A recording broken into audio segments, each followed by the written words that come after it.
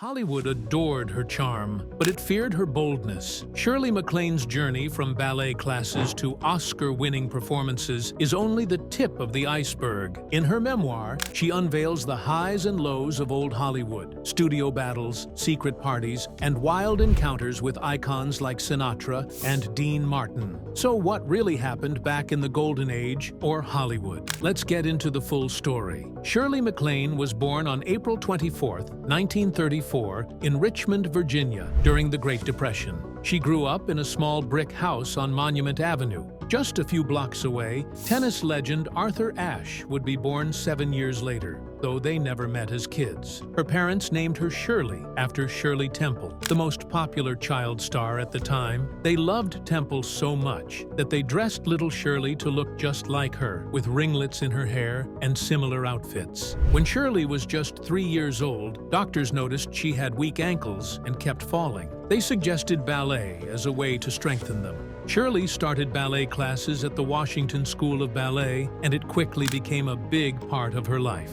She practiced 6 days a week and often spent hours each day perfecting her moves. By the time she was 7, she was performing in local productions. At 11, she danced as Clara in The Nutcracker. Shirley was so dedicated that by age 10, she achieved a perfect 180-degree turnout, something that takes most dancers years to master. Shirley's younger brother, Warren, was born 3 years after her. Their parents often compared them, creating a rivalry between the two. Shirley loved dance and theater, while Warren focused on sports, especially football. Acting wasn't on his radar until he saw Shirley's success on Broadway. Shirley's path to stardom started when she was still in high school. Every summer, she traveled from her home in Virginia to New York City, dreaming of becoming a performer. At 16, in the summer of 1950, she got a big break, a spot in the chorus of the Broadway revival of Oklahoma. For Shirley, this was a glimpse into the exciting world of show business. But life wasn't easy. She had to compete with countless others for roles and still keep up with her schoolwork. To make money, she worked as a waitress and taught dance lessons. In her tiny rented room, she spent hours practicing her moves and lines, determined to stand out. This is where she began developing her unique style, a mix of humor and graceful dance. Her real chance came in 1954 when she joined the Broadway musical The Pajama Game as a chorus girl and understudy for Carol Haney.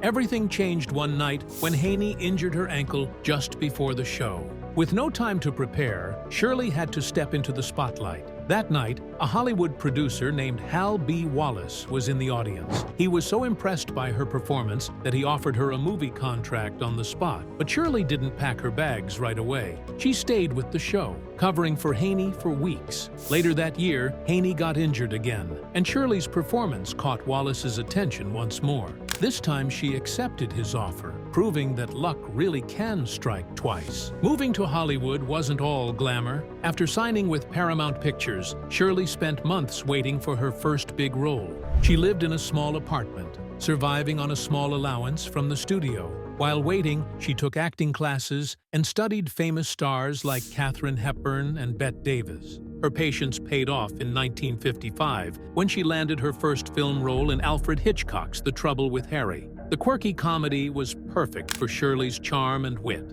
Her performance earned her a Golden Globe for New Star of the Year and launched her movie career. Things moved fast after that. In 1958, she starred in Some Came Running with Frank Sinatra and Dean Martin. Her role earned her an Academy Award nomination, showing the world how good she was at mixing comedy with serious drama. Then, in 1960, she starred in The Apartment with Jack Lemmon. The film was a massive success, winning 5 Academy Awards, including Best Picture. Shirley's performance earned her another Oscar nomination and made her one of Hollywood's biggest stars. By the early 1960s, she had appeared in 15 films, earning 3 Oscar nominations and showing she could handle everything from musicals to deep, emotional roles. But Shirley wasn't just famous for her talent, she was also known for her fiery personality. In 1963, she shocked everyone when she walked into the office of gossip columnist Mike Connolly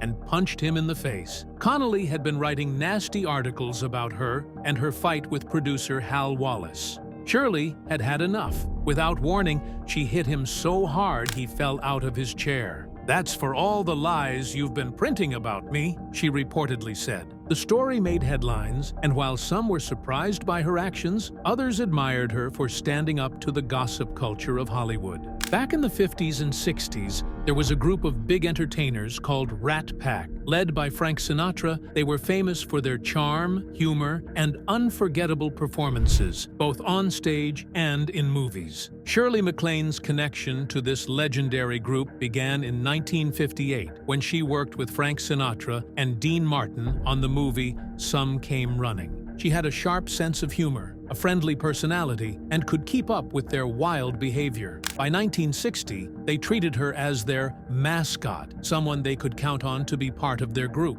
Unlike most women around the Rat Pack, Shirley wasn't romantically involved with any of them. Instead, she became one of the boys. She even helped clean up after their wild parties and made sure they were ready to work the next day. Shirley once said that Frank and Dean never flirted with her, and she loved being treated as part of the gang instead of as a love interest. Shirley saw plenty of their crazy antics. She remembered a time when Sinatra ordered 300 Bloody Marys just for one party. The group was known for this kind of over-the-top fun, but Shirley's presence often helped keep things under control. Sometimes, their behavior even spilled into her work. While she was filming The Children's Hour, Sinatra and Martin would visit the set and throw spitballs during her serious scenes with Audrey Hepburn. One of those spitballs actually ended up in the final cut of the movie, showing how the Rat Pack always left their mark. Her boldness also stood out in their crowd. Once, she told a dangerous mob boss to go F himself right in front of the Rat Pack. Instead of causing trouble,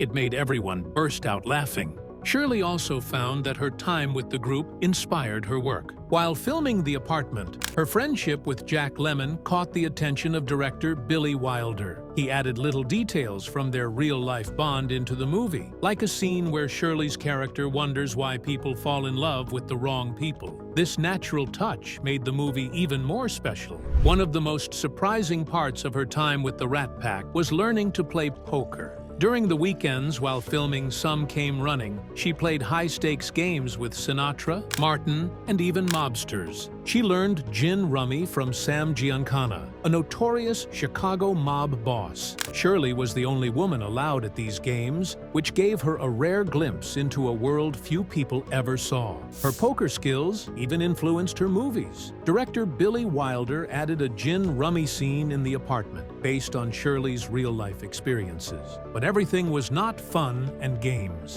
In 1959, at just 25 years old, she stood up to one of the most powerful men in the industry, Hal Wallace. Wallace had signed her to a 7-year contract after spotting her talent on Broadway. The deal sounded great at first, but it gave him complete control over her career. He could loan her out to other studios and keep the profits while paying her very little, just $18,000 for major roles. Meanwhile, Wallace was making $250,000 every time he loaned her out. When Shirley found out, she was furious. She decided to sue Wallace and Paramount Pictures for $1 million. This was unheard of. No actor had ever dared to fight the studio system like this. It was a huge risk. Hollywood blacklisted her during the legal battle, and she couldn't get work for over a year and a half. She had to rely on loans from friends just to survive, but Shirley didn't back down. Finally, in 1961, the court ruled in her favor, declaring the contract unfair and void. It was a huge victory, not just for Shirley, but for all actors. Her win helped break the old studio system and gave performers more control over their careers. However, some studio executives held a grudge against her for years. That wasn't the last time Shirley fought for what was right. In 1965, she signed a contract with 20th Century Fox to star in a musical called Bloomer Girl. The deal was groundbreaking. It guaranteed Shirley $750,000, a massive sum at the time, whether the movie was made or not. But in 1966, Fox canceled the film and offered her a role in a Western instead. Shirley refused. She had signed up for the musical, not a Western, and she expected Fox to honor their agreement. When they didn't, she took them to court. This legal fight lasted 4 years and went all the way to the California Supreme Court. Fox argued that Shirley should have taken the new role to help them reduce their losses, but the court disagreed. They ruled in Shirley's favor, saying the Western was different and inferior to the musical. This case set an important legal precedent. It made pay-or-play contracts stronger and gave actors more power to negotiate fair deals with studios. Shirley's determination wasn't just about contracts. She stood up for herself on movie sets, too. In 1958, while filming Some Came Running, the director wanted to make her character more glamorous and feminine. Shirley refused. She insisted on playing the tough, scrappy character as written in the script. In 1962, during Irma la Douce, she clashed with director Billy Wilder when he asked her to film a nude scene. Shirley said no and threatened to leave the movie. Wilder eventually backed down and found another way to shoot the scene. Perhaps her boldest moment came in 1970 at the Golden Globes. Shirley used her acceptance speech to criticize the Hollywood Foreign Press Association, calling out their lack of diversity and shady voting practices. This was long before such things were commonly talked about. Her speech upset many people in Hollywood, and the Globes didn't welcome her back for years. But Shirley didn't care. She was used to standing her ground. Shirley MacLaine's marriage to Steve Parker was also very fascinating. They met in New York in the 1950s when Shirley was just starting her Broadway career. She was performing in the Pajama Game, and Steve, with his worldly background,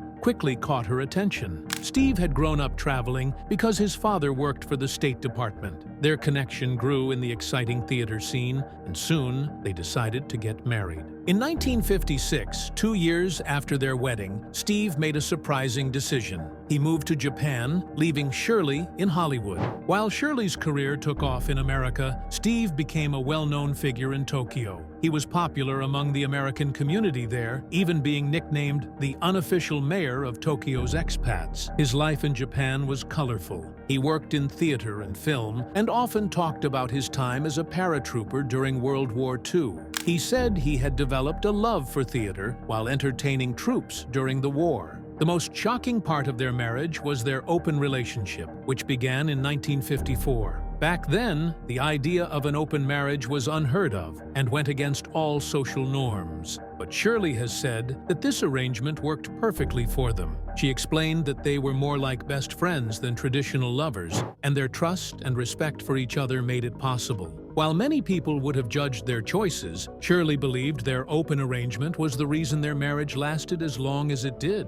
Another unusual part of their relationship was how they lived. Steve stayed in Japan while Shirley lived and worked in America. They didn't let the distance weaken their bond. Shirley has said they met up when they could, traveled together sometimes, and stayed in close contact. It's impressive that they made this work in a time before cell phones and the internet, when communicating across the world was much harder. Despite their unconventional lifestyle, their marriage lasted 28 years, from 1954 to 1982. Shirley often said their success was due to their strong friendship and the freedom they gave each other. Even after they divorced, Shirley spoke fondly of Steve, calling him the love of my life. Steve passed away in 2001, but their story continues to stand out as one of Hollywood's most unique relationships. If we talk about friendship, Shirley and Elizabeth Taylor were close friends for over 40 years. One of the most surprising things about it was Elizabeth's strange habit of washing Shirley's floors. Elizabeth, the glamorous Hollywood star, loved cleaning floors at Shirley's house.